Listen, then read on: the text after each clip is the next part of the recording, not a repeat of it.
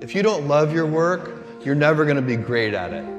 If you can get your work life to be where you enjoy half of it, that is amazing, because very few people ever achieve that. Because the truth is, everything comes with overhead. That's reality.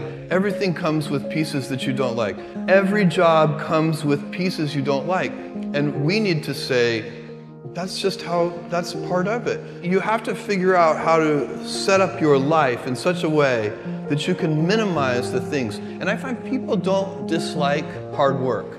What people dislike is being out of control. Like they can't control their life, they can't control their environment. This happens to me when I get overscheduled. I hate being overscheduled. I want some time to be able to think and free myself. We all have the same amount of time in the world. Nobody has more time than anybody else. And when you become a very successful person, one of the things, you start to get overscheduled. If you don't love your work, you're never going to be great at it. The other thing I would suggest to any young person, even before they start their career, is to really think about their choices. Because I find young people, and when I was young, I made this mistake too. You can get very fixed on your gifts. So everybody has gifts. You know, you have gifts and you have things that you didn't get gifted. Maybe you're extremely beautiful. Maybe you're extremely good at mathematics. There are a lot of things that you can be given. But those things can confuse you because they're not the things that construct your life. It's your choices that construct your life, not your gifts. You can celebrate your gifts. Be proud of them. Be happy of them. Actually, don't be proud of them. Be celebratory of them, but you can't be proud because they're gifts. They were given to you. You didn't earn them. You can only be proud of the things you earn. And so as I got older, I started to realize I wasn't proud of my gifts. I was always good at school. School was always easy for me. And I was always proud that I was a great student. I got A's in all my classes.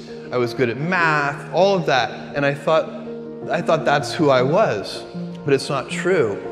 Those are the things that are gifts. What was hard for me is deciding to work hard, deciding to use my gifts in certain ways, to challenge myself, to do things that I didn't think I could do, to put myself in uncomfortable situations. You can choose a life of ease and comfort, or you can choose a life of service and adventure. Which one of those, when you're 90 years old, are you going to be more proud of? Tomorrow, in a very real sense, your life, the life you author from scratch on your own, begins. How will you use your gifts? What choices will you make? Will inertia be your guide, or will you follow your passions? Will you follow dogma, or will you be original? Will you choose a life of ease or a life of service and adventure? Will you wilt under criticism, or will you follow your convictions? Will you bluff it out when you're wrong, or will you apologize? Will you guard your heart against rejection, or will you act when you fall in love? Will you play it safe, or will you be a little bit swashbuckling? When it's tough, will you give up, or will you be relentless? Will you be a cynic, or will you be a builder? Will you be clever at the expense of others, or will you be kind? Tomorrow, and in a quiet moment of reflection, narrating for only yourself the most personal version of your life story, the telling that will be most compact and meaningful will be the series of choices you have made. In the end, we are our choices. Build yourself a great story. You can't skip steps. You have to put one foot in front of the other. Things take time. There are no shortcuts. But you want to do those steps with, passion and ferocity. It's very hard to turn an idea into a successful product. There are a lot of steps in between, and it takes persistence, relentlessness. You can have a job, or you can have a career, or you can have a calling.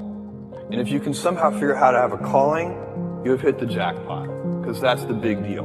The stress primarily comes from not taking action over something that you can have some control over. You guys will find that you have passions, and having a passion is a gift. I think we all have passions, and you don't get to choose them. They pick you, but you have to be alert to them. You have to be looking for them. And when you find your passion, it's a fantastic gift for you because it gives you direction, it gives you purpose.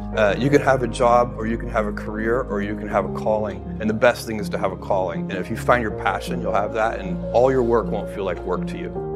Do something you're very passionate about, and don't try to chase what is kind of the hot passion of the day. Whatever it is that we're going to do to start to address that situation, even if it's not solved, the mere fact that we're addressing it dramatically reduces any stress that might come from it. So stress comes from ignoring things that you shouldn't be ignoring. I think in large part. So stress doesn't come, people get stress wrong all the time, in my opinion. Stress doesn't come from hard work, for example. You can be working incredibly hard and loving it. And likewise, you can be out of work and incredibly stressed over that.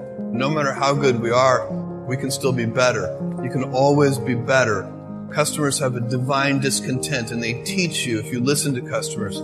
So we watch for that, and we see patterns, and we can find places where it's not working, something's going wrong, and that's really how I get the feedback, is from customer input. What you really want to do is you take that, it's an anecdote, it's a single example, but you need to find the root cause. What went wrong deep inside the system? How did this happen? Because then you can fix it for everyone. My job, one of my jobs as the leader of Amazon, is to encourage people to be bold. And people love to focus on things that aren't yet working. And that's good, it's human nature. That kind of divine discontent can be very helpful. But you really, it's incredibly hard to get people to take bold bets. And you need to encourage that. And if you're going to take bold bets, they're going to be experiments, and if they're experiments, you don't know ahead of time whether they're going to work. Every single important thing we've ever done, the most important things have always seemed dumb to industry experts at the beginning.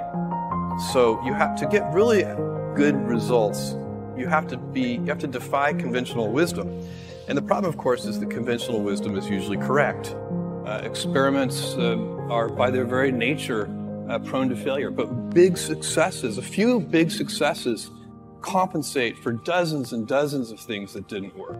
Kindle, Amazon Prime, our third-party seller business, all of those things are examples of bold bets that did work, and they pay for a lot of experiments.